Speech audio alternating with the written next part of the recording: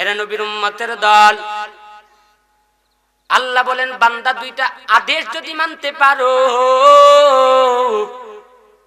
আমি আল্লাহ দুই পুরস্কারের ঘোষণা করলাম। দুই পুরস্কার। এক নাম্বার পুরস্কার ইউসলিহ লাকুম আমালাকুম। আল্লাহ বলেন বান্দা দুইটা আদেশ যদি মানতে পারো, এক নাম্বার আমি আল্লাহরে ভয় করতে পারো, দুই নাম্বার জবানের হেফাজত করতে পারো। আল্লাহ বলেন এক নাম্বার পুরস্কার, এরে বান্দা তোর জীবনে যত ত্রুটিযুক্ত আমল আছে, অর্থাৎ বান্দার নামাজ আদায় করতে মসজিদে ঢুকেছো, মসজিদে ঢোকার আগে ওযু বানাই গেছো, ওযুর মধ্যে কোনো ঘাটতি হয়ে গেছে, ওযুটা পুরাপুরি হয় নাই, তো নামাজটাও কবুল হয় নাই। এরে বান্দা রোজা রেখেছো, রোজার মধ্যে কোনো আকাম করেছো, রোজাও আল্লাহর আদালতে কবুল হয় নাই। ও বান্দা দুইটা আদেশ যদি মানতে পারো আমি আল্লাহ পুরস্কার স্বরূপ বান্দা তোর জীবনের যত ত্রুটিযুক্ত আমল আছে আমি আল্লাহ মুহাব্বতের সব আমলগুলিরে কবুল করে নিব।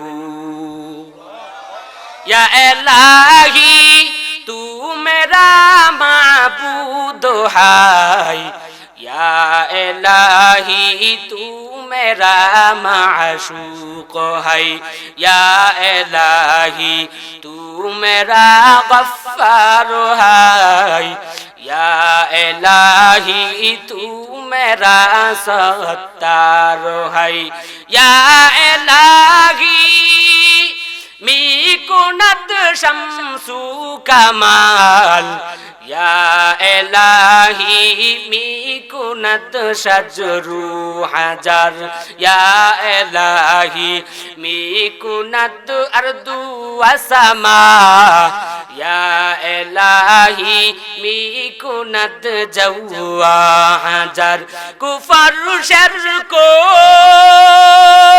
मेरे दिल से दूर कर, मेरे दिल से इश्क हक मामूर कर। এরে নবীর উম্মতের দল, আল্লাহ বলেন দুই আদেশ যদি মানতে পারো আমি আল্লাহ দুই পুরস্কারের ঘোষণা দিলাম। এক নাম্বার আমি আল্লাহ তোর আমলগুলিকে পরিশুদ্ধ বানায়া দিব। দুই নাম্বার পুরস্কার হলো ওয়াগফির লাকুম যুনুবাকুম, আমি আল্লাহ তোর জিন্দেগীর সব গুনাহগুলি মাফ করে দিব। আলহামদুলিল্লাহ, আলহামদুলিল্লাহিল আকরামিল্লাযী খলাকাল ইনসান ওয়া কাররামা ওয়া আল্লামাহু মিনাল বায়ানি মা লাম ইয়ালাম। ফাসুবহানাল্লাযী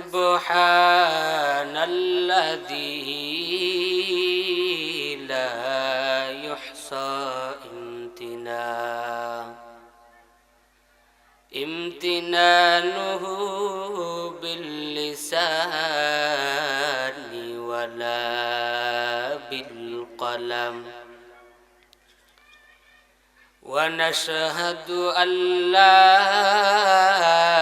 إله إلا الله وحده لا شريك له، ونشهد أن سيدنا وسندنا وحبيبنا وحبيب ربنا وطبيبنا وطبيب قلوبنا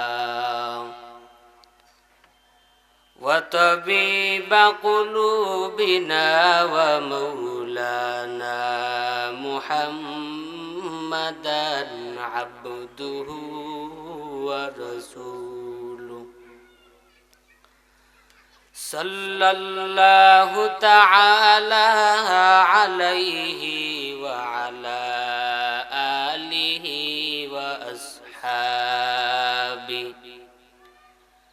وأصحابه وبارك وسلم تسليما كثيرا. الذي أرسله الله تعالى بالحق بشيرا ونذيرا وداعيا إلى الله بإذنه وسراجا منيرا. أما بعد فأعوذ بالله من الشيطان الرجيم.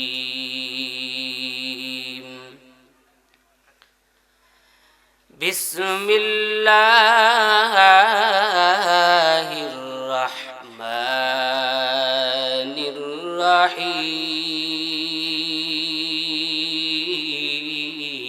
الرحيم. يا أيها الذين آمنوا اتقوا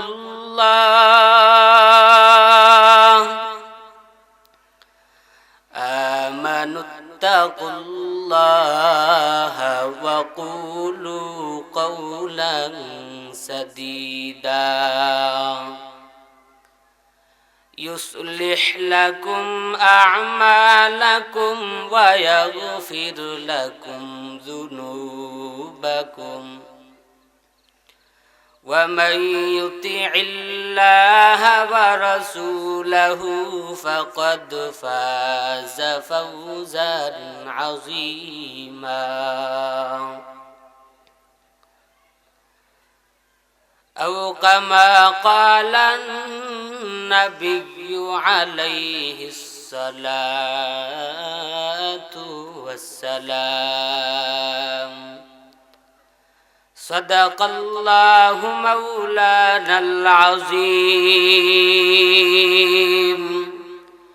وصدق رسوله النبي الكريم ونحن على ذلك من الشاهدين والشاكرين والذاكرين والحمد لله رب العالمين. اللهم صل على محمد وعلى آل محمد كما صليت على إبراهيم وعلى آل إبراهيم إنك حميد مجيد. اللهم بارك على محمد وعلى آل محمد كما باركت على إبراهيم وعلى آل إبراهيم إنك حميد مجيد. সকলে মুহাব্বতে শুনে আল্লাহর প্রেমে পাগল হইয়া আল্লাহর মুহাব্বতে জিকির করতে পারবেন? সবাই একমত না? সকলে করতে পারবেন?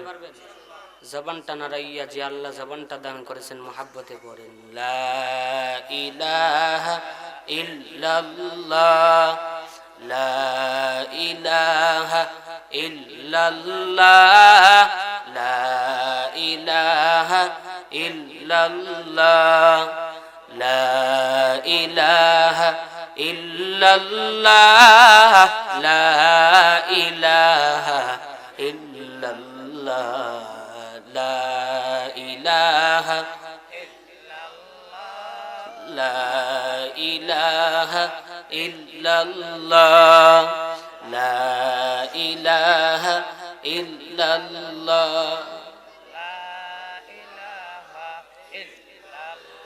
হাতে করো হাতের কাম পায়ে করো পায়ের কাম হাতে করো হাতের কাম পায়ে করো পায়ের কাম জবানে শুধু বলো হে মুমিন আল্লাহ তাআলার জাতি নাম লা ইলাহা ইল্লাল্লাহ লা ইলাহা ইল্লাল্লাহ লা ইলাহা ইল্লাল্লাহ লা ইলাহা ইল্লাল্লাহ লা ইলাহা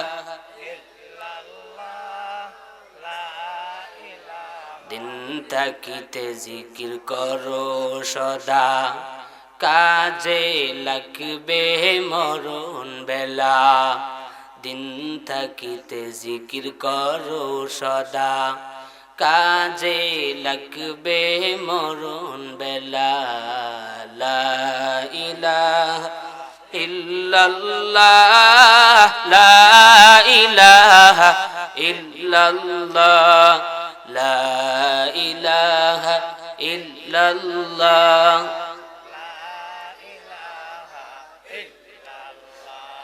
লা ইলাহা ইল্লাল্লাহ মুহাম্মাদুর রাসূলুল্লাহ সুবহানাকা লা ইলমা লানা ইল্লা মা আল্লামতানা ইল্লা মা আল্লামতানা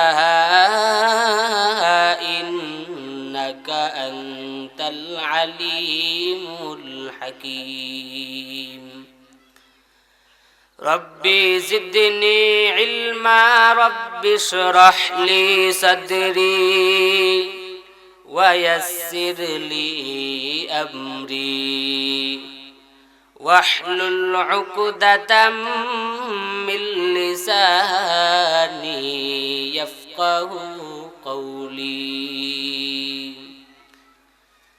ऐ बंदा खुदा जहगर उनकी मुलाकात ऐ बंदा खुदा जहगर उनकी मुलाकात जल्दी से अब उठे सुन हजरत की नसीहत जल्दी से अब उठे सुन हजरत की नसीहत तौफीक से होती है या नेमत की खजीना तौफीक से होती है या नेमत की खजीना हर मर्द की ताकत की आवर है निशाना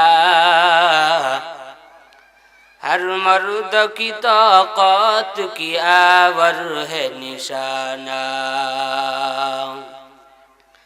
मकबूल तो है शाज़ है काबिल तो बहुत है मकबूल तो है शाज़ है काबिल तो बहुत है ऐना के मनंदे तू नहीं दिल तो बहुत है ऐना के मनंदे तू नहीं दिल तो बहुत है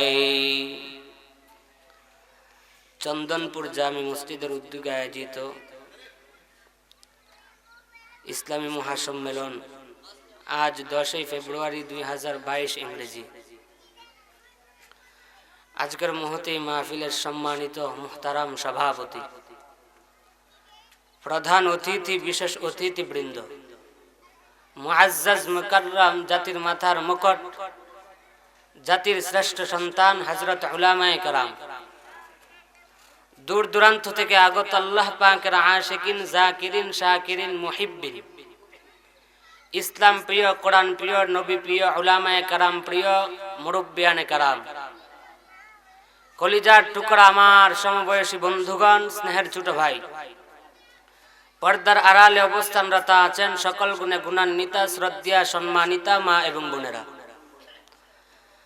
দয়াময় আল্লাহ রাব্বুল আলামিনের দরবারে লাখো কোটি শুকর এবং সুজুদ যে মহান আল্লাহ রাব্বুল আলামিন আমাদেরকে এই ফিতনার জামানায়, যেই সময় বেঈমানেরা মুসলমানের রক্ত নিয়ে খেলা করে, যেই সময় ক্ষমতার চেয়ারে বসিয়া টাকলা নামে মুরাদ বলে ইসলাম দেশের মধ্যে থাকবে না, বিসমিল্লাহর আওয়াজ কোরআন থেকে বন্ধ করে দিতে হবে, তত্ত্বমন্ত্রী তো তত্ত্ব করতে করতে শেষ পর্যন্ত ভাইছে আর ইসলামে কোরআনে বিসমিল্লাহর আওয়াজ থাকাটা এটা অসম্ভব, এটা বালার তত্ত্বমন্ত্রী তো তত্ত্ব করতে করতে ভাইছে। আরো কত ফিতনা আছে। এই ফিতনার জামানায় আল্লাহ তাআলা আমাদেরকে মুহাব্বত করে, ভালোবেসে, পছন্দ করে এই জান্নাতের বাগানে উলামায়ে কেরামের মুহাব্বতে আসার বসার জন্য কবুল করেছেন। এই নিয়ামতের শুকর আদায়ার্থে মুসলমান হিসাবে, শাহজালালের উত্তরসূরি হিসাবে, শাহপরানের উত্তরসূরি হিসাবে ঈমানি তেজে বলিয়ান হয়ে কণ্ঠের সাথে কণ্ঠ মিলিয়ে সকলে আল্লাহ শুকর আদায় করে নেন, বলেন আলহামদুলিল্লাহ। আর জোরে বলেন আলহামদুলিল্লাহ। লক্ষ কোটি দুরুদ এবং সালাম সৃষ্টির শ্রেষ্ঠ মানুষ, সকল পয়গম্বরদের শ্রেষ্ঠ পয়গম্বর, সকল ইমামদের শ্রেষ্ঠ ইমাম, সাইয়্যিদুল মুরসালিন, রাহমাতুল লিল আলামিন, শফিউল মুজনিবিন, খাতামুন নবিয়্যিন, হযরত মুহাম্মদুর রাসূলুল্লাহ সাল্লাল্লাহু আলাইহি ওয়া আলিহি ওয়াসাল্লামের উপর রাসূলের নামে দরুদ পড়লে কবিরা গুনাহ হবে, সগীরা গুনাহ মনে হয় হবে। তে বললেন না কেন? আপনি গো মসজিদের ইমাম সাহেব মনে হয় ফতোয়া দিছে সগীরা গুনাহ হবে, কবিরা গুনাহ হবে, দরুদ পড়ো না, দিছে? তে বললেন না কেন? সকলে বলেন সাল্লাল্লাহু আলাইহি ওয়া আলিহি ওয়াসাল্লাম। এই চন্দনপুর জামে মসজিদের উদ্যোগে এই মাহফিল হয়েছে, জান্নাতের বাগান সাজানো হয়েছে, এতে আপনারা খুশি না বেজার? কারা কারা বেজার হাত তুলেন তো। বেজার জুসে তুলছে, হুশে না। মুসলমান হুশ হারাইলে চলবে না, জুসে থাকতে হবে। সকলে মুহাব্বতে একটা স্লোগান দিতে পারবেন? কথা কয় না, দিতে পারবেন? বলেন নারে তাকবীর। এই মুসলমানের আওয়াজ এতটুকু, আর নাই। গৌর গোবিন্দ যখন সিলেটের জমিনে আসছিল আর শাহজালাল মুজাররদে ইয়ামানি যখন ইয়ামান থেকে সিলেটে আসছিল, গৌর গোবিন্দ বেঈমান শাহজালাল রে কয়, ও শাহজালাল, তুমি যেই মাস্তানি সিলেটের জমিনে শুরু করছো, তাড়াতাড়ি পালাবার রাস্তা খুঁজে বের করো, আর না হয় আমি গৌর গোবিন্দ যেই সময় চেইতা যাবো ওই সময় পালাবার রাস্তাও খুঁজে পাইবা না। তো গৌর গোবিন্দ যেই হুমকি দিল, শাহজালাল খুব ডরাইছে। ডরাইছে? শাহজালাল কি কয়? কয় আমি না, গৌর গোবিন্দ তুই ফালাইবে কই, এই রাস্তা খুঁজে বাহর, এই রাস্তা খুঁজে বের কর। বেশি শাহজালালের হাতে অস্ত্র ছিল না, বন্দুক ছিল না, কোরাল ছিল না, বড় বড় রান্দা ছিল না। কি ছিল? একমাত্র ছিল আল্লাহর সাথে মুহাব্বত আর জবানের আল্লাহু আকবরের ধ্বনির আওয়াজ। গৌর গোবিন্দ যখন মাস্তানি করিয়া কয় তাড়াতাড়ি ফালাবার রাস্তা খুঁজো, শাহজালাল ইমানিতে যে বলিয়ান হয়ে কয় তুই রাস্তা খুঁজ। আল্লাহু আকবরের ধ্বনি দিছে তো গৌর গোবিন্দের নাপাক ভিটা আছে না, 7 তালা ভিটা, 6 তালা ভিটা একটা একটা করে ভেঙে ভেঙে ভেঙে ভেঙে জমিনের সাথে ধুলির সাথে হয়ে গেছে। শেষ পর্যন্ত গৌর গোবিন্দ লেজ ঘুটাইয়া পালাবার জন্য বাধ্য হয়েছে। এই আওয়াজ মুসলমান আমরা আজ ভুলে গেছি। এই আওয়াজ ভুলে যাওয়ার কারণে আজ আমরা মায়ানমারে মার খাই। এই আওয়াজ ভুলে যাওয়ার কারণে সোনার বাংলাদেশে আজ মার খাই। এই আওয়াজ ভুলে যাওয়ার কারণে বেঈমানেরা বলে সংবিধানে বিসমিল্লাহ থাকবে না, কোরআনে বিসমিল্লাহ থাকবে না, ইসলামেই থাকবে না। এই আওয়াজ ভুলে যাওয়ার কারণে হকের কথা বলার কারণে উলামায়ে কেরাম জেলখানায় বন্দী হয়, মাত্র আওয়াজটা ভুলে যাওয়ার কারণে। কিছুদিন আগে দেখলাম, মনে হয় 2-3 দিন হয়েছে, ভারতের মধ্যে সব হিন্দু ভাইয়েরা তাদের ভগবানের নামে চিল্লাইতেছে, আওয়াজ তুলতেছে, জয় শ্রীরাম জয় শ্রীরাম জয় শ্রীরাম বলে আওয়াজ তুলতেছে। আর আমাদের মুসলমানদের একজন মহিলা যে রাসূলের মহব্বতে কালিমা পড়েছে, মুসলমানের সন্তান, ওই সময় হিন্দুদের সাথে লক্ষ লক্ষ হিন্দুরা যখন বলতেছেন জয় শ্রীরাম জয় শ্রীরাম জয় শ্রীরাম, ওই মহিলাটা যদিও যুবতী মহিলা কিন্তু এমন একটা পাওয়ার দেখাইছে, নিজেকে প্রমাণ করেছে আমি মুসলমানের সন্তান, আমার মা মুসলমান, বাবা মুসলমান, আমার বংশ মুসলমান, আমার জান যেতে পারে, আমি জবান থেকে আল্লাহু আকবারের ধ্বনি বের করতে দ্বিধা করব না, আমি কখনো বেঈমানের সাথে পরোয়া করব না। বেঈমানেরা যখন, হিন্দুরা যখন চিল্লাই জয় শ্রীরাম জয় শ্রীরাম, ওই আল্লাহর বান্দি তখন আওয়াজ তুলেছেন নারায়ে তাকবীর আল্লাহু আকবার, নারায়ে তাকবীর আল্লাহু আকবার।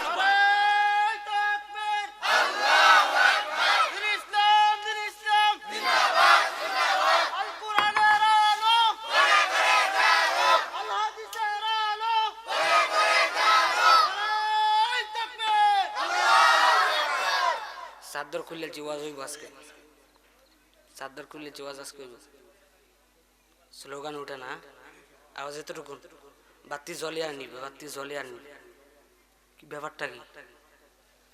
নারায়ে তাকবীর নারায়ে তাকবীর, নাস্তিকতা নিপাত দাগ, দিন ইসলাম জিন্দাবাদ, কোটি প্রাণের কি আওয়াজ, নাস্তিকতা নিপাত দাগ, দিন ইসলাম জিন্দাবাদ, কোটি প্রাণের কি আওয়াজ, খোদাদ্রোহী তার পাবে না, এই বাংলায় ঠাই হবে না, মুসলমানরা জেগেছে আজ, নারায়ে তাকবীর লিল্লাহে তাকবীর।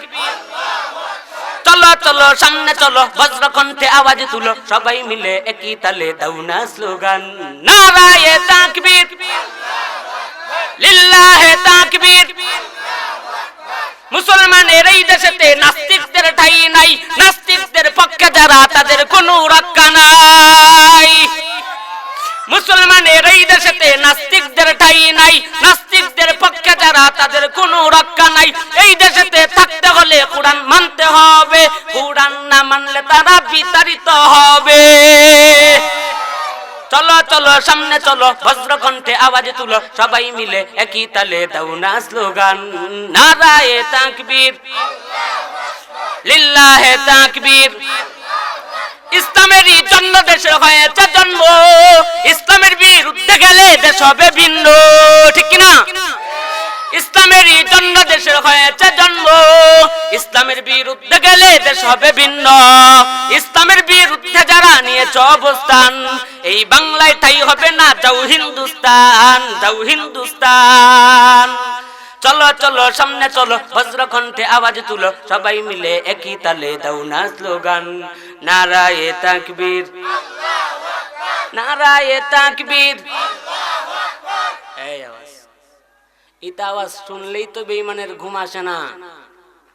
যারা রাত্রে ঘুমাইয়াও চিন্তা করে, হাঁটতে চিন্তা করে, ঘুমাইয়া চিন্তা করে কিভাবে ওয়াজ মাহফিল বন্ধ করা যায়, কিভাবে উলামায়ে কেরামের জবানটা বন্ধ করে দেওয়া যায়, কিভাবে উলামায়ে কেরামের জবান থেকে হকের আওয়াজের কথাটা বন্ধ করে দেওয়া যায়। যারা এই চিন্তা গবেষণা করে, মুসলমানের আর কিছু লাগে না, এই আল্লাহু আকবারের ধ্বনি যখন শুনে তখন বেঈমানেরা চিন্তা করে আমি যা ভাবতেছি সব আমার বৃথা হয়ে যাবে মুসলমানের আওয়াজের কারণে। কারণ মুসলমান বিড়ালের জাতি নয়, মুসলমান সিংহের জাতি, মুসলমান সিংহের জাতি, ঠিক কিনা বলেন? এই সিংহগিরি আওয়াজ ভুলা যাওয়া যাবে না। ইংরেজের জমিনে আমাদের একজন আকাবির ছিলেন, যার নাম হলেন সৈয়দ হুসাইন আহমদ মদনী রহমাতুল্লাহ আলাইহি। নাম শুনেছেন? সবাই শুনেছেন? এই যুবকরা শুনছনি? না, এগুলি শুনে দরকার কি? এইটি শুনো না, যাদের আওয়াজ এই জমিনটা পর্যন্ত কাঁপে, ধুম ধারাক্কা ধুম। নায়ক নায়িকাদের নাম খুব ভালো করে জানে, জিজ্ঞেস করলে কইব শুধু কি বাংলাদেশের টি কম না অন্য দেশের টিও কম। কিন্তু আকাবিরদের নাম, যাদের রক্তের বিনিময়ে এই ইসলাম আমরা পেয়েছি, আজ স্বাধীনভাবে পালন করতেছি, তাদের কথা আমরা জানি না।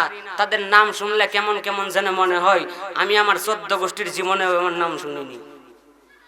এই সৈয়দ হুসাইন আহমদ মদনী রহমাতুল্লাহি আলাইহির বিরুদ্ধে ইংরেজের জমিনের মধ্যে খুদা এই দেশদ্রোহিতার মামলা করা হয়েছে।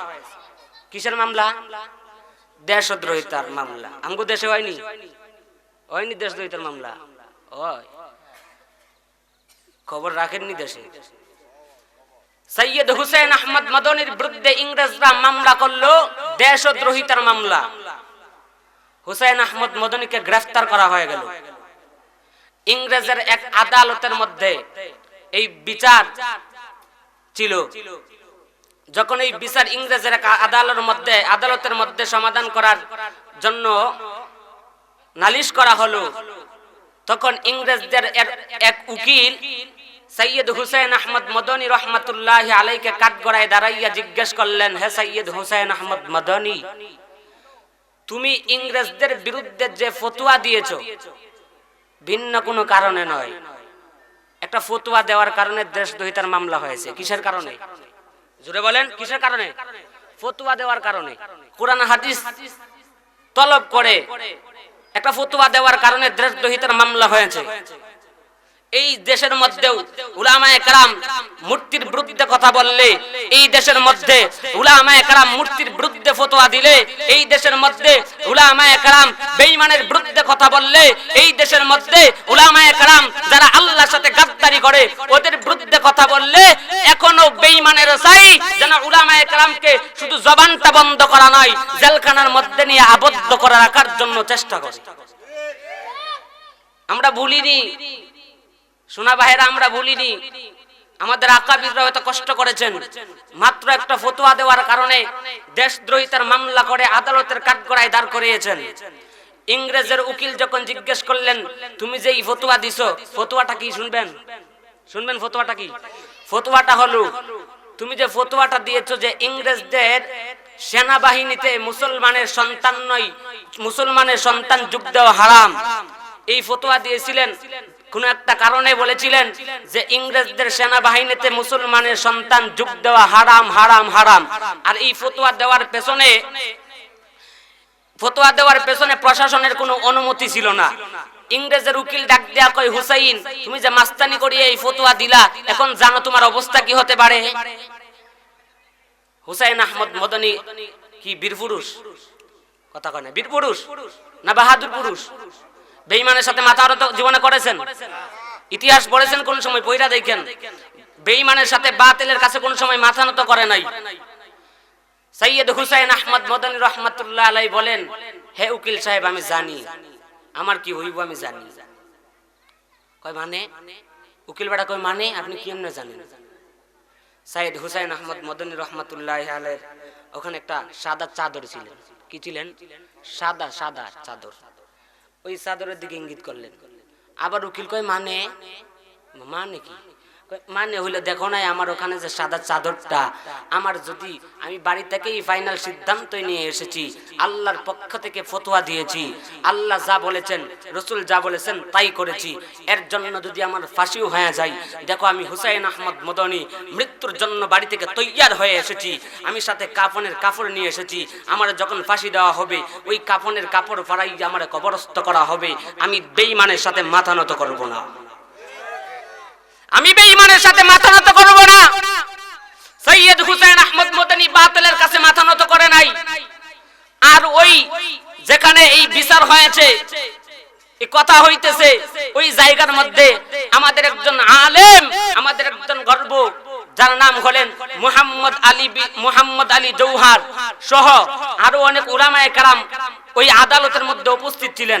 সৈয়দ হুসাইন আহমদ মদনী রহমাতুল্লাহি আলাইহি যখন বাহাদুরের মতো বললেন যে আমি জানি দেখো মৃত্যুর জন্য আমাকে মৃত্যু হতে পারে, ফাঁসিও দিতে পারো, এই জন্য কাফনের কাপড় নিয়ে এসেছি, তখন মুহাম্মদ আলী জৌহার সাহেব দৌড়ায় গিয়া সৈয়দ হুসাইন আহমদ মদনী রহমাতুল্লাহি আলাইহির পায়ের মধ্যে ধরে বলতেছে, হুজুর আপনি একটু ঠান্ডা মাথায় কথা বলেন।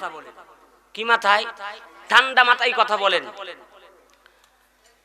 একটু সুন্দর করে কথা বলেন, এত গরম কথা কইেন না। আপনারা যদি আমরা হারায় ফেলাই তাহলে আমরা একটা মহামূল্যবান সম্পত্তি হারায় ফেলবো। আপনার মতো মাথার মুকুট আমরা জীবনে পাইনি, পাইতেও না পারি। আপনি আমাদের মাথার মুকুট, আপনি আমাদের মাথার তাজ, আপনার মতো মহা জ্ঞানী আর আমরা পাবো না, আপনার মতো বড় আকাবির আমরা আর পাবো না। আপনি গরম মাথায় কথা বলিয়েন না, ঠান্ডা মাথায় কিছু কথা আপনি বলেন যাতে করে আপনি বেঁচে যাইতে পারেন। কিন্তু সৈয়দ হুসাইন আহমদ মদনীর তখন ইমানি জজবা ছিলেন মারাত্মক। তারপরেও গর্দানটা নত করে, কণ্ঠটাকে স্তব্ধ করে, বাতিলের কাছে মাথা নত করে একটু নিচু আওয়াজে কথা বলেন নাই। আওয়াজ উঁচুই ছিল, উঁচুই আছে, কখনো মাথাটা নিচা করেন নাই যে বলছে যেহেতু মাথাটা নিচা করি না। তো উকিল ডাক দেয়া কয়, হুসাইন এই সরকারের পক্ষ থেকে যখন ফাঁসি দেওয়া হয়, আপনারা মনোযোগ দিয়ে শুনেন, সরকারের পক্ষ থেকে যখন ফাঁসি দেওয়া যে আসামিকে হয়, ওই আসামিকে সরকারের পক্ষ থেকেই কাফনের কাপড় দেওয়া হয়। কথা ঠিক না? সরকারের পক্ষ থেকে কাফনের কাপড় দেওয়া হয়, ওই কাফনের কাপড় দিয়েই তাকে কবরস্থ করা হয়।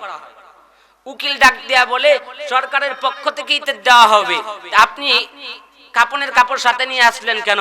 সৈয়দ হুসাইন আহমদ মদনী বলেন, আমি চাই না, আমি চাই না, আমি চাই না ইংরেজদের কাপড়, মৃত্যুর কাপনের কাপড় পরিধান করে আমি আল্লাহর সামনে দাঁড়াতে আমি চাই না। আমি আল্লাহর সামনে দাঁড়াইলে আমার লজ্জা লজ্জা ভাব লাগবে, এই জন্য আমি দাঁড়াতে চাই না, এই জন্য কাপনের কাপড় সাথে নিয়ে আসছি।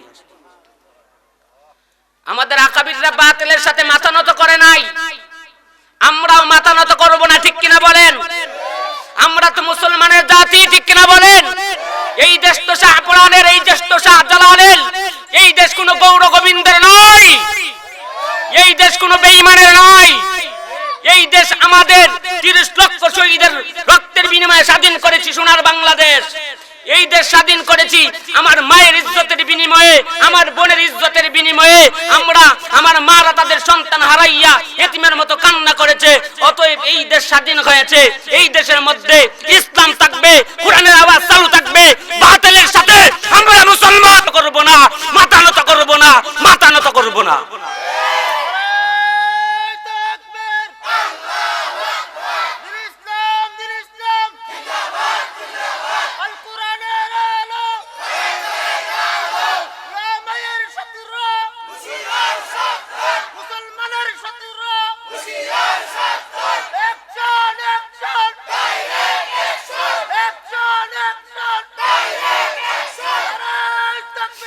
আমার কথা হবে স্পষ্ট, এই দেশের মধ্যে যারা বলে ইসলাম থাকবে না, কোরআনের মধ্যে বিসমিল্লাহর আওয়াজ থাকবে না, তারা এই দেশে কখনো রাজাকার ছাড়া আর কিছুই হতে পারে না, রাজাকার ছাড়া আর কিছুই হতে পারে না।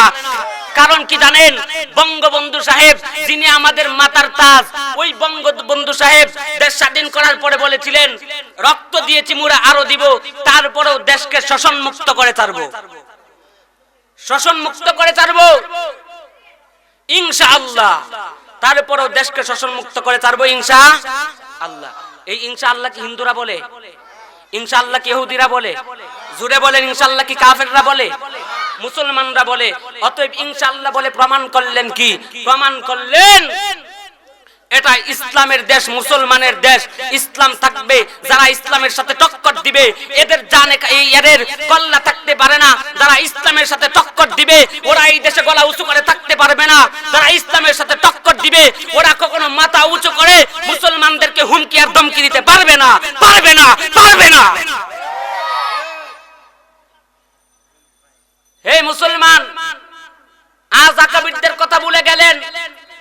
সাহাবায়ে কেরাম যেই সাগর পরিমাণ রক্তের বিনিময়ে ইসলাম আপনাদেরকে দিয়ে গেলেন, যেই মায়ার নবী বদরের যুদ্ধের মধ্যে ছোট ছোট বাচ্চাদের হাতে পাথরে ইরা খেয়েছেন, ইট মেরেছেন রাসূলকে, আমার রাসূলের রক্ত বেয়ে বেয়ে পড়েছে।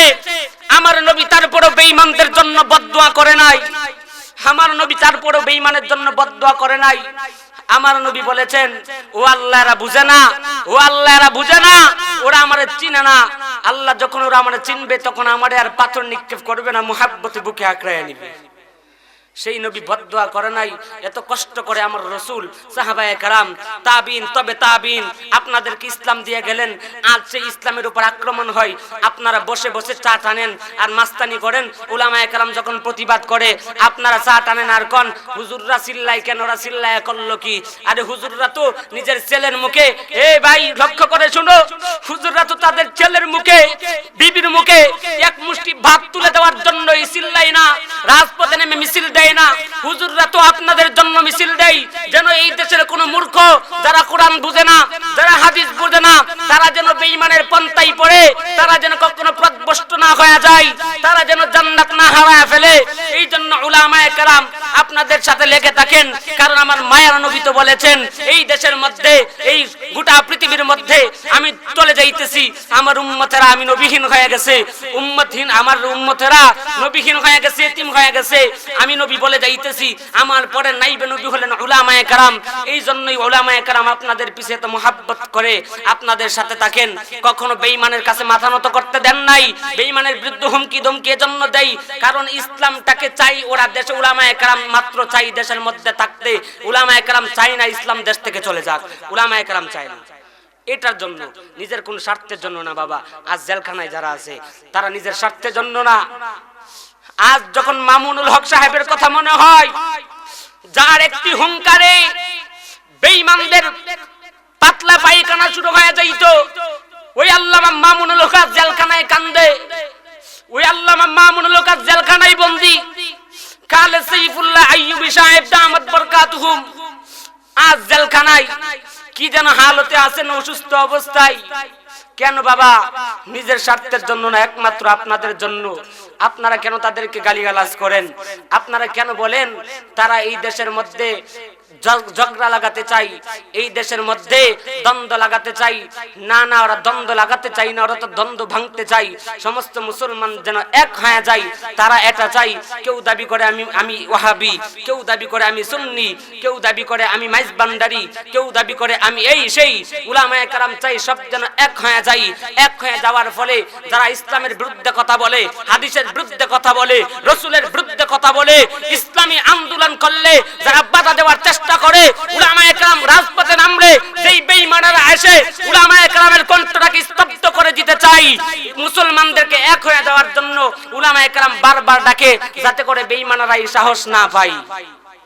আপনারা কি করতেছেন? গালিগালাজ করতেছেন, সারাদিন হাঁটতেছেন, গালিগালাজ করতেছেন, কাতার তলে রাত্রে ঘুমায়া গিয়াও বউয়ের সাথে আলাপ করেন। এই হুজুররা যা করলো, দেশটারে আর শান্তি নাই, লকডাউনের কারণে খাওয়া দাওয়া সব বন্ধ। কন্যা কি আপনারা কন্যা? আপনারা না কোন কয় আমরা বুঝি, আমরা বেকল, আকল বুদ্ধি নাই, বেকল না আমরা। আপনারা যা ভাবতেছেন একটা ধমকি দিয়া না কিছু নিয়ে নিবেন, কিন্তু আমরা বুঝি কি করবেন আর না করবেন, কি সালাকি আপনারা পারেন আর আমরা কতটুকু পারি সবগুলি আমরা জানি। আমাদেরকে ধোঁকা দিয়ে লাভ নাই। বকে অনেকে গালিগালাজ করে, আমরা শুনি, শুনলে হইব কি? ওরা তো মুসলমানের উত্তরসূরি হতে পারে না, এরা আবু জাহেল আর আবু লাহাবের উত্তরসূরি। এজন্য কিছু বলি না, ওদের হেদায়েত কপালে নাই। আল্লাহ আপনি আমাদের সব ভাইকে সহি বুঝদান করুন, বলেন আমিন। এতক্ষণ যা বললাম দেশের বিরুদ্ধে বললাম, এতক্ষণ যা বলেছি সরকারের বিরুদ্ধে বলেছি, এতক্ষণ যা বলেছি রাষ্ট্রের বিরুদ্ধে বলেছি। কি জানি হয়, যতটুকু বলছি ভয় লাগতেছে, কি জানি হয় আর কি অবস্থা যেন হয়ে যায় আমি নিজেও জানি না। তবে আল্লাহ তাওয়াক্কালতু আলাল্লাহ, আল্লাহর উপর ভরসা করি। বাতিলের কাছে মাথা নত এই ছোট্ট বয়সেই করিনি, আর আল্লাহর উপর তাওয়াক্কুল করে বলি, ও আল্লাহ তুমি তোমার বান্দার সাথে তাইকো, জিন্দেগিতে আর কোনোদিন বাতিলের কাছে মাথা নত করব না। আপনারা করবেন? আপনারা করবেন না। কল্লা যেতে পারে, টুপি যেতে পারে, তারপরেও এই দেশে ইসলাম থাকবেই। ইসলামকেও নিভিয়ে দিতে চাইলে তার কল্লা আলাদা হয়ে যাবে, ইসলাম বাতিল হবে না, ইসলাম বাতিল হবে না। কি পাইছেন দেশটারে? মগের মূল যা কইবেন তাই হয়ে যাইব। তত্ত্বমন্ত্রী বানাইছি, তত্ত্ব করতে করতে পাইছেন আর কিছু বান নাই, মাথার মধ্যে চুল নাই একটা, চিন্তা করতে করতে বুদ্ধি তো মাথায় অভাব নাই, এই বুদ্ধি খাটাইতে খাটাইতে কয় ইসলাম, এই ইসলামটাই দেশও থাকবো না, বিসমিল্লাহ থাকবো না। কি যে তত্ত্বমন্ত্রী, এ তত্ত্বমন্ত্রী কেন? এ তো একটা এই চাকর হওয়ার যোগ্য না, সরকারের চাকর হওয়ার যোগ্য হয় না, ইসলাম থাকবে না। অথচ যেই দেশের মুসলমান সরকার মুসলমান, যেই দেশের মুসলমান 99% মুসলমান, সেই দেশে তত্ত্বমন্ত্রী বলে ইসলাম থাকবে না, বিসমিল্লাহ থাকবে না। কেমনে কয়? নিশ্চয়ই কিছু আছে না নাই? আছে। আল্লাহ হেদায়েত দান করুন। জোরে বলেন। আমি যে আয়াত তিলাওয়াত করেছি, এই আয়াতের মধ্যে আল্লাহ তাআলা বলেন, ইয়া আইয়ুহাল্লাযীনা আমানু, হে ঈমানদারগণ, ইত্তাকুল্লাহ, আমি আল্লাহকে ভয় করো। কি করো? ভয় করো। এতক্ষণ যা বলেছি সব কিছু আপনি জবান দ্বারা সাপ্লাই দিতে পারবেন যখন একমাত্র ভয় করবেন আল্লাহকে। কাকে? আল্লাহকে। যেই বান্দা ভয় করে ওই বান্দা আমি যে কথাগুলি বলেছি ওটির বিরুদ্ধে বলবেই, কারণ এগুলি ইসলামে নাই নাই নাই বলবেই, স্বাভাবিক বিষয়, কারণ বেটা তো ভয় করে আল্লাহকে।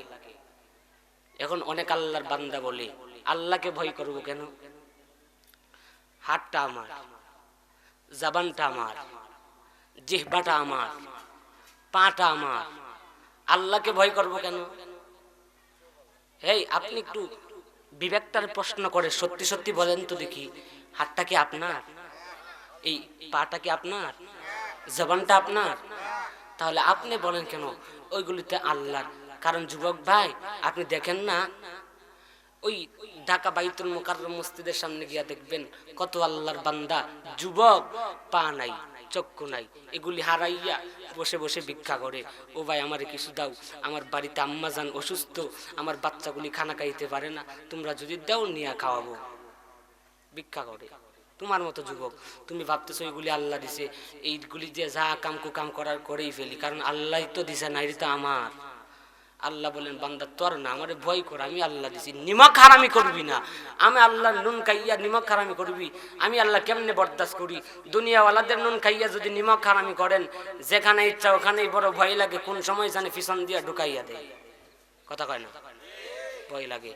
আল্লাহ তো এগুলি করেন না, এত নিমক হারামি করতেছেন। তারপরে আল্লাহ বলে না ওই ফেরেশতা মালাকুল মউত, বান্দা ঘুমায়া গেছে, সারাটা দিন আমি আল্লাহর সাথে নিমক হারামি করেছে, ওকে সাথ দেওয়া যাবে না। ঘুমের ঘরে ওর বিবির কুল থেকে, ওর মেয়ের কুল থেকে, ওর ছেলের কুল থেকে ওকে কেড়ে নিয়ে, জানটা কেড়ে নিয়ে আল্লাহ বলে না, আল্লাহ সহ্য করে। আপনি কিভাবে কামগুলি করেন, অন্যায়গুলি করেন? আল্লাহ বলেন ভয় কর, ভয় কর। একজন চেয়ারম্যান সাহেবের ক্ষমতা একটা ইউনিয়নের ভিতরের বাহিরে গিয়ে মাস্তানি চলে না, কথা ঠিক না? একজন মেম্বার সাহেবের ক্ষমতা একটা ওয়ার্ডের ভিতরে, এর বাহিরে গিয়ে মাস্তানি চলে না। একজন এমপি সাহেবের ক্ষমতা একটা জেলার ভিতরে, এর বাহিরে গিয়ে চাপাবাজি চলে না। একজন প্রধানমন্ত্রীর ক্ষমতা একটা দেশের ভিতরে, এর বাহিরে গিয়ে দাপট চলে না। আর আল্লাহ তো সোনার বাংলাদেশ বানাইলো, ইন্ডিয়া বানাইলো, ভারত বানাইলো, শেখ হাসিনা প্রধানমন্ত্রী বানাইলো, এমপি বানাইলো, চেয়ারম্যান বানাইলো, মেম্বার আল্লাহ বানাইলো, সব আল্লাহ তাআলা বানাইছে। অতএব যে আল্লাহ সব বানাইছে, সবচেয়ে ক্ষমতা আমার আল্লাহর। ভয় তো আল্লাহকেই করতে হবে, ভয় তো আল্লাহকেই করতে হবে, আর কাকে করবেন? এজন্যই আল্লাহ বলেন আমারে ভয় করো, আমারে ভয় করো। আমি আল্লাহরে যদি ভয় করো, আমি আল্লাহরে ভয় করলে হবে কি জানো? আমি আল্লাহই তো তোর হয়ে যাব। আর আমি আল্লাহ যদি তোর হয়ে যাই, দুনিয়ার সবাই যদি তোর পর হয়ে যাই, পড়ুয়া করিস না, পড়ুয়া করিস না। আমি আল্লাহ তোর, আমি আল্লাহ তোর। অতএব আমি আল্লাহ যদি তোর হয়ে যাই, দুনিয়া তোর গোলাম হয়ে যাবে, দুনিয়া তোরে ফালাইয়া দিবে না, দুনিয়া তোরে ফালাইয়া দিবে না, দুনিয়াটাই তোর গোলাম হয়ে যাবে। এজন্য আল্লাহ বলেন আমারে ভয় কর। এরপরে আল্লাহ তাআলা বলেন ওয়াকুলু কাওলান সাদীদা, জবানটা দ্বারা যাহা বলবা সব সময় সত্য কথা বলবা। কি বলবা? জোরে বলেন। আপনাদের মধ্যে সত্য কথার প্রচার খুব বেশি, মিথ্যা কথা তো নাই। আছে? আল্লাহ, মিথ্যা কথা কইলে হয় কি জানেন? ইযা কাযাবাল আবদু তুবাইদু আনহুল মালাকু মাইলান মিন নাতানি মা জাআবি। যেই বান্দা একটা মিথ্যা কথা বলে, একটা মিথ্যা কথা বলার কারণে রহমতের ফেরেশতা 1 মাইল দূরে সরে যায়। কয় মাইল দূরে? জোরে বলেন। 1 মাইল দূরে সরে যায়। এখন আপনি চিন্তা করেন দিনের ভিতরে কয় হাজার বার আর কয়বার মিথ্যা কথা বলেন। চিন্তা করেন, মোবাইল দ্বারা কয়টা কইলেন, বউয়ের সাথে গিয়া কয়টা কইলেন, বিবির সাথে গিয়া কয়টা কইলেন, এই মেয়ের সাথে কতটা কইলেন। চিন্তা করেন, এত মিথ্যা যদি বলেন, পরিবারে ঝগড়া থাকবেই, কারণ ঘরে রহমতের ফেরেশতা নাই। আর যেই ঘরে রহমতের ফেরেশতা নাই, এখানে গজবের ফেরেশতা থাকবেই, স্বাভাবিক কথা কয় না। পড়ায় হুজুরের কাছে বিচার দেই, হুজুর তাবিজ তুবিজ কিছু দেন, ঘরে শান্তি নাই।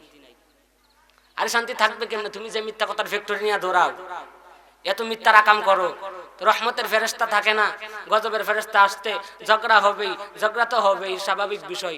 তে আর কবিরাজি চলবো না, এখানে মিথ্যা কথা বাদ দেও, কথা কয় না। মিথ্যা কথা কি করো? বাদ দেও। আপনারা বেশি বেশি বলবেন না ছাড়বেন? আল্লাহ এই আয়াতের মধ্যে 2টা আদেশ বান্দাকে করেছেন। 1 নাম্বার ইত্তাকুল্লাহ, আমি আল্লাহকে ভয় করো। 2 নাম্বার ওয়াকুলু কাউলান সাদীদা, জবানের কন্ট্রোল করো, মিথ্যা কথা বলবা না, চুগলখড়ি করবা না, গীবত করবা না। আল্লাহ বলেন জবানটারে কন্ট্রোল করো। জবান, এই 2টা আদেশ যদি বান্দা মানতে পারো, এর পরবর্তী অংশে আল্লাহ তাআলা বান্দাকে 2টা পুরস্কারের ঘোষণা করেছেন। কিসের ঘোষণা? এরা নবীর উম্মতের দল। আল্লাহ বলেন বান্দা 2টা আদেশ যদি মানতে পারো, আমি আল্লাহ 2 পুরস্কারের ঘোষণা করলাম। 2 পুরস্কার। 1 নাম্বার পুরস্কার, ইউসলিহ লাকুম আমালাকুম। আল্লাহ বলেন বান্দা 2টা আদেশ যদি মানতে পারো, 1 নাম্বার আমি আল্লাহরে ভয় করতে পারো, 2 নাম্বার জবানের হেফাজত করতে পারো। আল্লাহ বলেন 1 নাম্বার পুরস্কার, এরে বান্দা তোর জীবনে যত ত্রুটিযুক্ত আমল আছে, অর্থাৎ বান্দা নামাজ আদায় করতে মসজিদে ঢুকেছো, মসজিদে ঢোকার আগে ওযু বানাই গেছো, ওযুর মধ্যে কোনো ঘাটতি হয়ে গেছে, ওযুটা পুরাপুরি হয় নাই, তো নামাজটাও কবুল হয় নাই। এরে বান্দা রোজা রেখেছো, রোজার মধ্যে কোনো আকাম করেছো, রোজাও আল্লাহর আদালতে কবুল হয় নাই। ও বান্দা 2টা আদেশ যদি মানতে পারো, আমি আল্লাহ পুরস্কার স্বরূপ বান্দা তোর জীবনের যত ত্রুটিযুক্ত আমল আছে, আমি আল্লাহ মুহাব্বতের সব আমলগুলিরে কবুল করে নিব। ইয়া ইলাহি তু মেরা মাবুদ হাই, या इलाही तू मेरा माशूक है, या इलाही तू मेरा गफ्फार है, या इलाही तू मेरा सत्तार है, या इलाही मी कुनत शम्सु कमाल, या इलाही मी कुनत शजरु हजर, या इलाही मी कुनत अर्दु वसमा, या इलाही मी कुनत जवा हजर।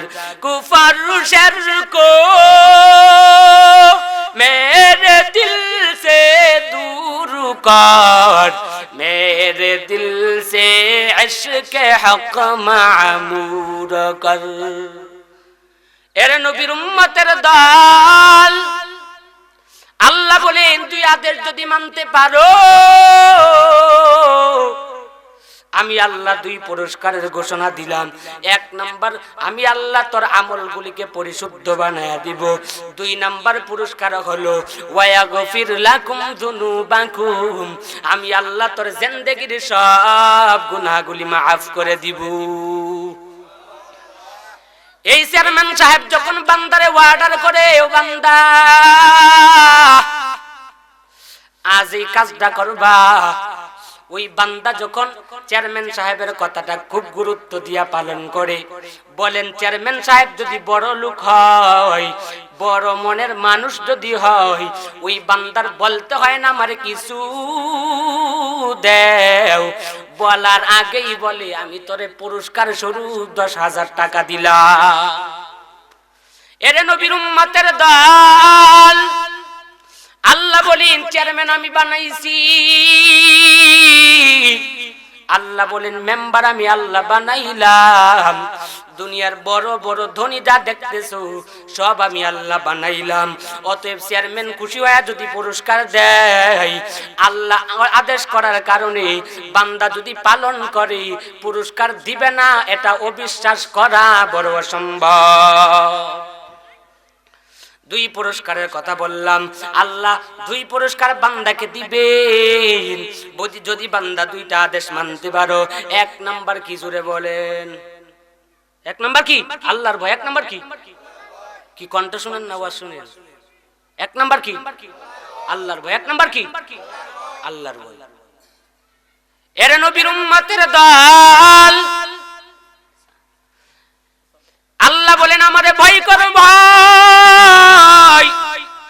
আল্লাহ বলেন বান্দা নামাজ পড়ো, আল্লাহ বলেন বান্দা জিকির করো, আল্লাহ বলেন বান্দা না রোজা রাখো।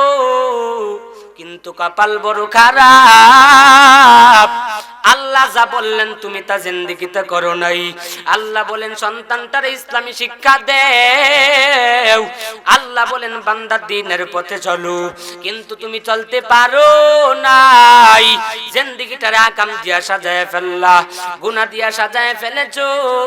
ওরে বান্দা তুমি জিন্দেগিটারে গুনাহ দিয়া সাজাইয়া, যেই বান্দা আল্লাহর বড় আশিক, যেই বান্দা আল্লাহকে ভয় করে, ওই বান্দা অতীতের জিন্দেগি গুলি নিয়ে চিন্তা করবে, নিস্তব্ধে বসিয়া ভাববে এই জীবনটা আল্লাহ দান করেছেন, এই হায়াত আল্লাহ দান করেছেন, এই জবানটা আল্লাহ দান করেছেন, ওই জিহ্বাটা আল্লাহ দান করেছেন, ওই জিহ্বা দিয়া কোরআন পড়তে পারলাম না, ওই জিহ্বা দিয়া গালিগালাজ করেছি রে ভাই।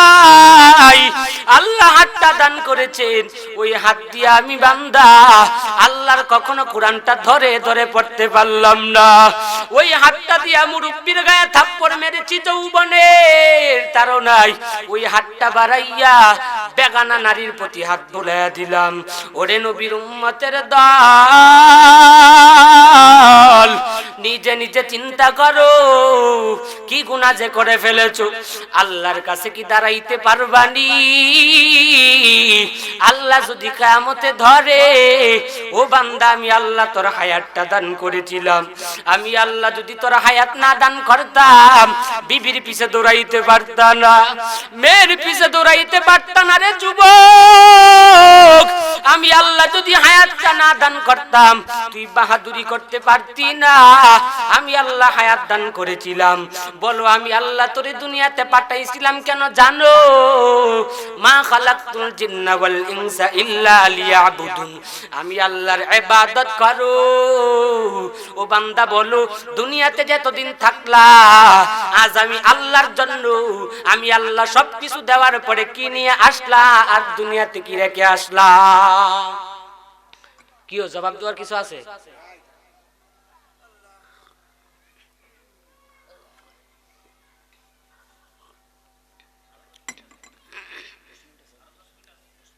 আল্লাহর কাছে জবাব দেওয়ার কিছু নাই রে ভাই। অতএব আল্লাহরে ভয় করে তওবা করে নাও। ওরে যুবক তুমি ভাবতেছো বাবার হোটেলে খাইয়া তুমি বাহাদুরের মতো চলবা, তুমি ভাবতেছো বাবার হোটেলে খাইয়া মাথার চুলটি ইন্দুর আর বান্দরের মতো কাটিয়া মাস্তানি করিয়া প্রেম করে বেড়াইবা। ওরে না নেওয়া সম্ভব। তোমার মতো কত যুবক তাকাইয়া দেখো, যুবকের তাজা তাজা প্রাণগুলি চলে গেল, রাস্তার মধ্যে গাড়ি চালায়,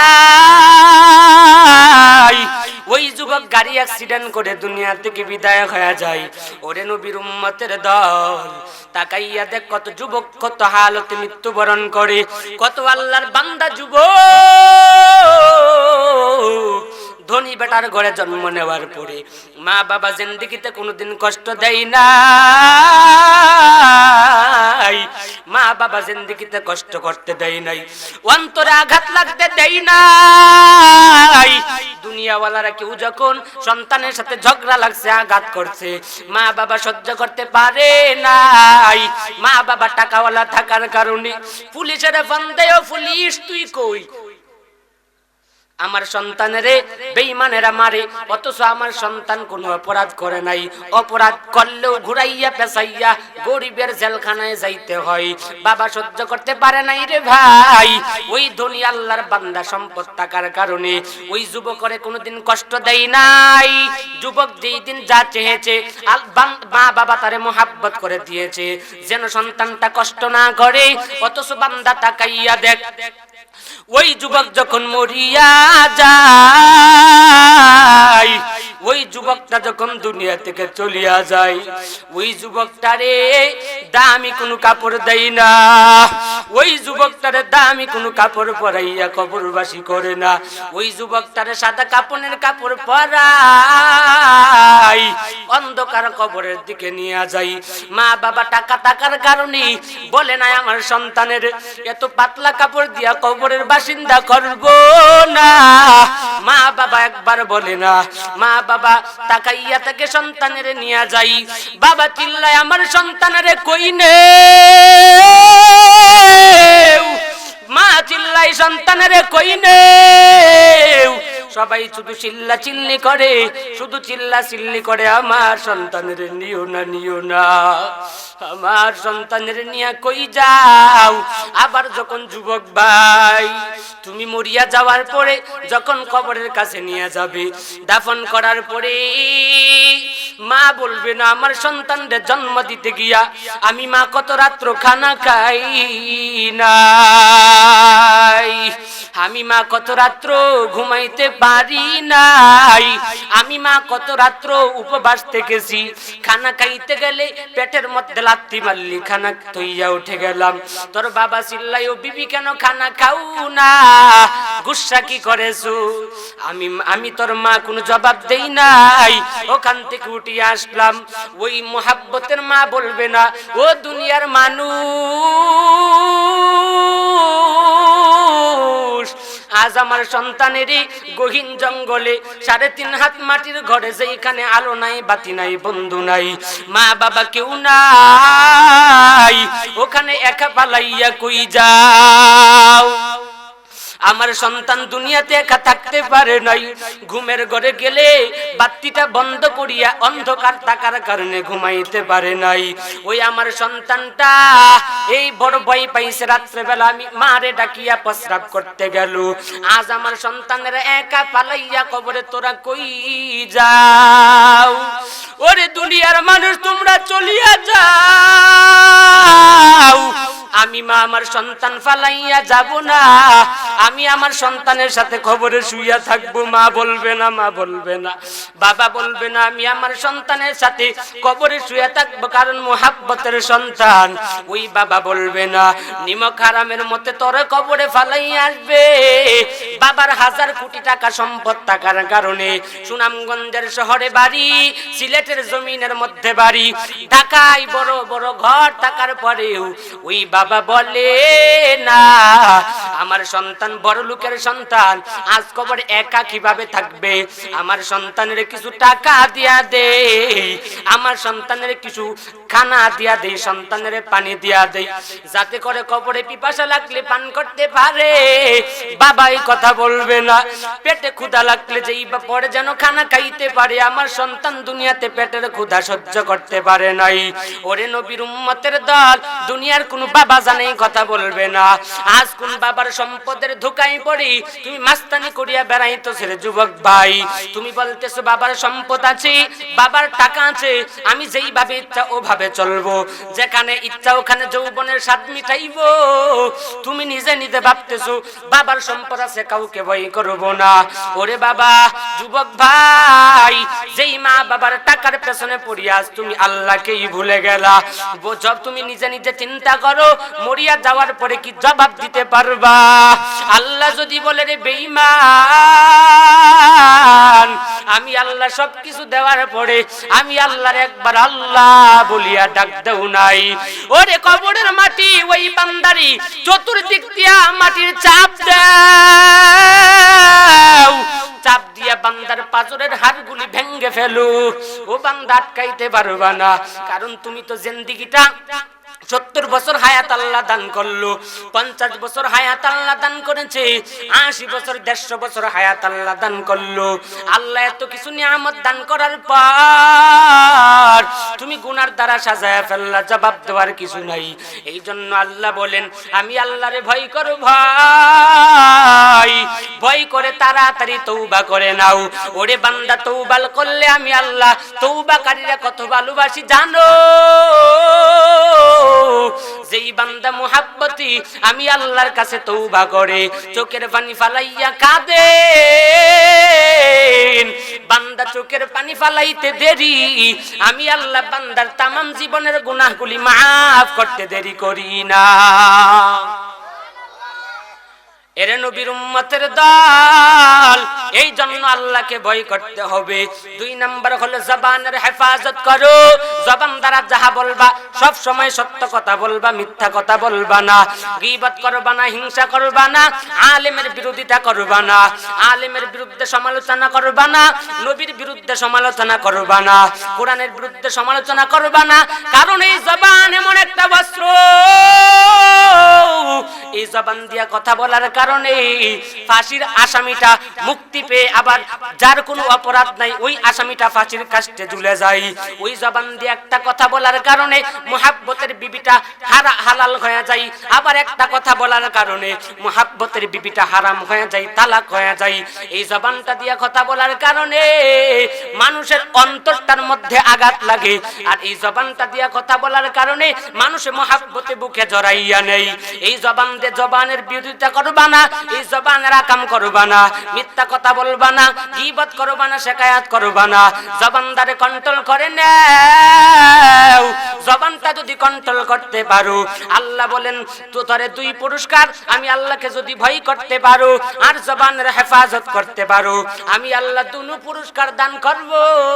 আমি আল্লাহর কথার মধ্যে কোনো ভেজাল নাই। हकीकत से तो दुनिया बेखबर है, दुनिया की नुमाइश पर नजर है। नमी गुयम के आज दुनिया जुदा बाश, बहर कारे के बाशी बा खुदा बाश। এর নবীর উম্মতের দল, ও বান্দা যারা এই জিন্দেগিতে দুইটা আদেশ আল্লাহর মানতে পারো নাই, নিজে নিজে বাবু মানতে পারলা কিনা, আল্লাহকে ভয় করতে পারলা কিনা, জবানের হেফাজত করতে পারলা কিনা? এই জবান দিয়া কি মা বাবারে গালি দিছনি? এই জবান দিয়া আলেম উলামার বিরোধিতা করেছনি? নবীর বিরুদ্ধে কথা বলেছনি? যদি বান্দা মনে করে বলেই ফেলেছি, আল্লাহর জীবনে গুনাহ করব না, মা বাবার বিরুদ্ধে করব না, মা বাবার চোখ দিয়া পানি ঝরাইব না, আলেম উলামার বিরোধিতা করব না। ওরে বান্দা, খাঁটি তওবার যদি নিয়ত হয়, মুনাফিকি যদি অন্তরে না থাকে, অন্তরটা ফিরাইয়া আল্লাহর দরবারে কাঁদো। এই কাজগুলি করে, কারণ দুনিয়াটা কিছুই না, মরে গেলেই শেষ, শেষ। দুনিয়াটা অন্ধকার হয়ে যাবে। মায়ের জায়গায় মা পড়ে থাকবে, বাবার জায়গায় বাবা পড়ে থাকবে, বোনের জায়গায় বোন পড়ে থাকবে। অতএব দুনিয়ার পেছনে দৌড়ায়েন না, দুনিয়ার মানুষ খুশি করতে পারবেন না। দেখেন আল্লাহর নি খুশি করতে পারেন, তওবা করেন, আল্লাহ জীবনের গুনাহগুলি মাফ করে দিবেন। তওবা করবেন তো? তওবা করবেন তো? আল্লাহ কবুল করুন, বলেন আমিন। আমি যেই কথাগুলি বলেছি আল্লাহ তাআলা সর্বপ্রথম আমাকে, তারপর আপনাদেরকে আমল করার তৌফিক দান করুন, বলেন আমিন। ওয়া আখির দাওয়ানা আনিল হামদুলিল্লাহি রাব্বিল আলামিন।